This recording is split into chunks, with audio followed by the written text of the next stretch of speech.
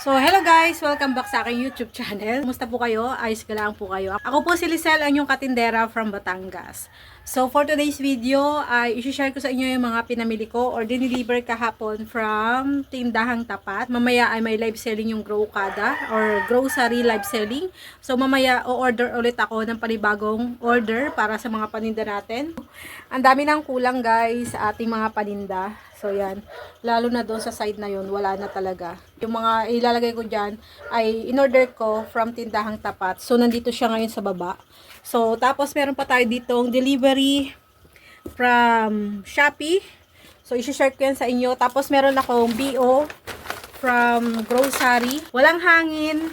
Ito ay 3 piatos, 3 patata guys. So, wala siyang hangin kasi ito nga ay nanggaling sa Santo Tomas, Batangas.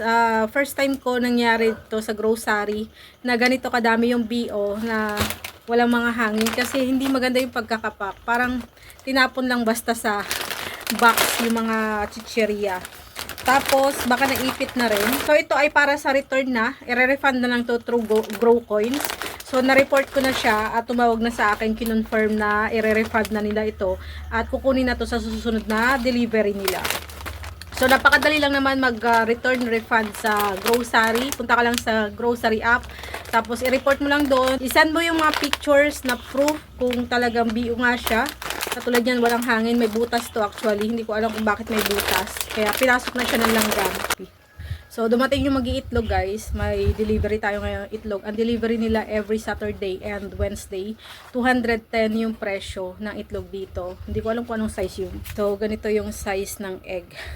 Medyo malaki na siya. 9 pesos yung benta ko. Medyo malaki yung tubo natin dito. Ayan guys, i-share ko rin sa inyo yung mga pinamili ko sa Lipa, sa city. So, dati, ako ay nagdadrive papunta sa city para mamili. So, dahil ngayon ay namimili na ako sa Shopee, sa Lazada. So, marami na akong mga paninda na doon ko kinukuha. Ay, kukunti na lang yung nabibili ko sa Lipa. Ang nabibili ko na lang sa city, yung mga items na konti lang, na hindi mo mabibili ng ilang piraso lang kasi may minimum purchase sa Shopee. Kailangan ma-target mo yon para ma-free shipping. So, yun yung iniipon kong mabili sa Lipa. Tapos, yun na lang yung binili ko kahapon. Nagmamadali ako, medyo struggle kasi nakisabay lang tayo para hindi tayo mapagod sa pagbiyahe. Mahirap din kasi bumiyahe na marami kang bitbit, ikaw lang mag-isa. Dati nag-aagwanta ako mag-drive papunta sa Lipa, mga kalahating oras yung biyahe, ako yung susuong sa traffic, sa mga stoplight. Pero, pag uwi ko naman, puno naman yung tricycle ko ng mga paninda, kaya sulit yung biyahe ko. Natatawa ako kahapon, sobrang bilis ko maglakad kasi nga ayaw makaabala doon sa sinabayan ko. Doon lang naman ako nakisabay sa hipag ko sa pagpunta sa city. Actually, hindi talaga sila papuntang palengke, pero sa Lipa din. Pero ako na yung nagbayad sa parking kasi nga ako yung may gustong pumunta sa palengke. Nakatipid ako ng pamasahe, nakatipid ako sa pagbitbit. Pero syempre, pagdating mo sa city, hindi lang naman sa iisang pwesto ka mamimili. Ayan, malayo yung mga lakarin. So, may dala akong trolley kahapon. Tapos, yun yung pinaglagyan ko ng jelly juice, ng box. So ganun ako para hindi pa balik-balik, 'di ba? Para kaya ko na agad bitbitin yung isa. So, alam nyo, ito yung tip ko sa inyo. Dati, kaya ako napalago ko yung sari-sari store ko. Ganun yung ginagawa ko. Pag may pupunta sa bayan, nakikisabay ako. Nagbibigay lang ako ng konti, pero ang kagandahan doon, nakatipid pa rin ako. Kasi kung sisitahin ko yung ako mismo doon sa tricycle, mas malaki yung magagastos ko. So, yun. Ganun yung ginagawa ko para mas mabawasan yung expenses ko at mas mapalago ko yung sari-sari store ko. Ganun yung ginawa ko. Kaya, nagpursige akong makabili ng tricycle para hindi na ako makikisabay, hindi na ako makakaabala. Syempre, hindi naman natin masasabi na may kailangan pang gawin yung mga kasabay natin. Kaya kahapon, nagmamadali ako matapos agad. Meron ako mga paninda na hindi ko nabili kasi nagmamadali nga ako. Gusto kong makabalik agad sa sasakyan para makauwi agad kasi nga nakikisabay. So, konting konsiderasyon tayo sa sinasabayan natin. Pero ang kagandahan nun, yung target kong mabili sa Lipa na naubusan ako ay nabili ko. Pero limited lang kasi puno na yung sasakyan na mga gamit nila na isinakay doon sa owner. So, ito guys yung order ko from Tindahang Tapat. Ayan, nagkakahalaga ng 5,025. Dapat ito may return Kaso wala nga ako, hindi ko na i-return yung isang boy bawang. At ayan, ang naiwan dito yung asawa ko, hindi siya magkaintindihan kung saan siya kukuha ng pambayad. Nakalimutan ko kasi na may delivery nga pala ako. So ito yung sinadya ko sa Lipa, itong jelly juice na sabi ko naubusan na ako.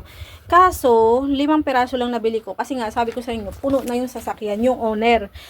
Kaya yan lang nabili ko. Tapos, ayan, ito yung mga nabili ko, yung mga liliit na items.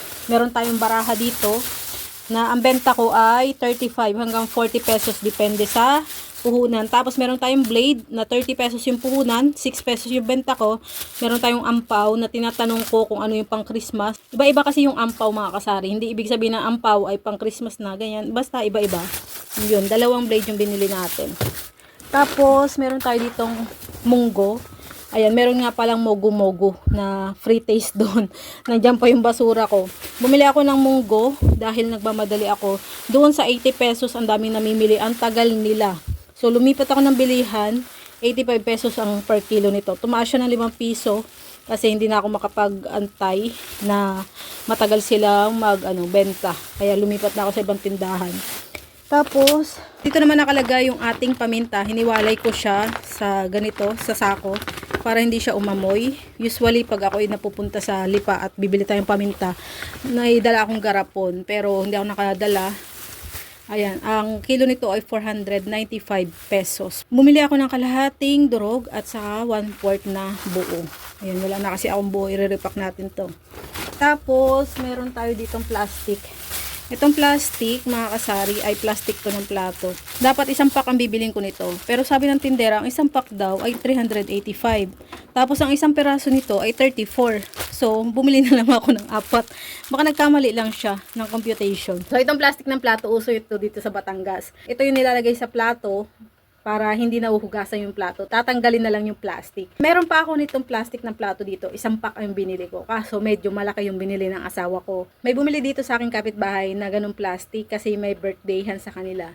Tapos nung kumain ako sa kanila, yung plastic na binili nila sa akin ay hindi yun ang ginamit nila, kundi itong ganito. So bumili ulit sila sa iba. Kasi siguro malaki yung plastic ko, tas plastic labo. Kaya bumili ako ng panibagong plastic. Ito ay malinaw na, hindi na siya plastic labo. Meron din tayo ditong plastic na soft drinks. Ito yung ginagamit kong plastic sa soft drinks. Tapos ito from tindahang tapat na ito. Meron tayong mga napkins, diapers, at saka chicheria. Sa delivery from tindahang tapat kahapon, meron tayo ditong may freebies na Rexona. Tapos, meron tayo ditong mga Sondrox, Keratin. Ayan. Itong Rexona na light blue. Tapos, Gatsby. Meron tayong Smart. Ayan. Sa nagtatanong saan mabibili ang Smart sa tindahang tapat meron. Meron tayong mga pulbo at saka mga detergent powder dito. So, yan ang laman ng ating isang box. Dito naman sa kabila, guys. Ito naman yung laman ng isang box. Meron tayong, ayan, besuto. Biskuit, mga tinapay, tapos tang pineapple. Ayan, parang nilanggam na tong aking mga noodles dito. Kasi kagabi pa to eh. Meron tayong fudgy bar. Meron na tayong stick o. Ayan, may asin. Ito ay 15 pesos yung benta ko. Tapos, meron tayong bubble gum na ganito. Lumiit na yung lagayan niya. Dati pahaba to. Ito, 16 pesos yung benta ko, yung breadcrumbs. Frutos na maliit. Kopi ko mocha. Kopi ko, at saka mga pansit kanto na ito, guys. Ayan, wala na pansit kanto. Dito, meron pa tayong isa dito. Ayan, meron tayo ditong beng-beng. Ayan, meron tayong Mang Tomas na manghang. At yan, mga biskuit at mga dilata na, guys. Ayan. Ito yung suka gawa sa Batangas. DS. Ayan, iba't iba ng dilata yan. Kasi ubos na yung dilata natin. Tapos, dito sa kabila, ano ba to? Tayo dito, mga pouches. At saka, ito malakas sa atin yung patis. Yan, guys. Tapos, dun sa kabila naman, yun yung binili ko sa Lipa. Mali pa yung spelling ng pangalan ko, Rizel. Ayan, meron tayong mga straw. 18 pesos yung straw. Dati 13.50 lang. Tumaas na yung straw. Yan, 5 ang binili ko. Tapos, meron na ulit tayong mga Goya na naka-promo. Tapos mga Richoco. Iba't ibang flavor. Yogurt. Tapos yung kanilang asukal doon na wash ay mura. Kaya bumili din ako. Kaso mabigat dahil ako lang nagbubuhat. Hindi ko na dinamihan guys. Ito. Ito ay approximately ay 1/4 grams pero kulang-kulang siya sa 1/4. So 16.50 lang yung puhunan doon. Sobrang mura lang ng asukal. So marami akong binili. Nasa ilalim siya. Medyo mabigat lang kaya struggle yung paglalagay sa trolley. So ngayon guys, i-share ko sa inyo yung mga binili ko sa Shopee rin. Dati struggle ako kung saan ako bibili nito pero nakakita na ako na magandang bilihan. Ito ay malakas din naman pero hindi ganun ka fast moving kasi medyo pricey. Pero ang kagandahan kasi ang target natin sa sari-sari store natin ay lahat ng hanapin ni customer ay meron. Kaya yung mga kahit slow moving ay binibili pa rin natin. So meron tayong bulldog dito guys. Ayan, sa SNR ko binili. At saka, ito, Yupuki. So, ito yung mga Korean products na binibenta ko dito mga kasari. So, meron ba tayo dito isang box guys na hindi na galing sa SNR. Kasi doon sa SNR na shop, mura yung bulldog na cheese. Yun lang kasi yung flavor ng bulldog nila. Yung cheese flavor lang. Kaya umorder tayo ng ibang flavor dito sa ibang seller. So, check ko pa yung aking app. Kasi feeling ko dalawa yung in-order ko or chineck out ko na bulldog sa SNR. Pero isa lang yung nakita ko. Baka nagkamali lang din ako. Baka talagang isa lang yung na-check out ko. So, ito naman yung laman ng isa. Ayan. Meron tayo ulit yupuki. Kanina sweet and sour. Ito naman ay cheese ang flavor. Tapos, meron tayong Jin ramen. Ayan. Ito ay extra hot ang flavor. Meron tayong loti na luncheon meat. At saka meron tayong carbonara na bulldog. So, yan yung mga in-order ko. At iti-check ko yung order ko doon sa ating app. So, yun guys, kulang nga ng isang item yung ating bulldog. Kulang ng isa. So, ayan guys, i-report ko siya sa Shopee. So, hanggang dyan na lang mga kasari. Maraming salamat sa inyong panonood. Sa mga hindi pa nakasubscribe, please subscribe sa aking YouTube channel, Lizelle Tumblog. Salamat guys. Bye-bye. Happy selling. God bless.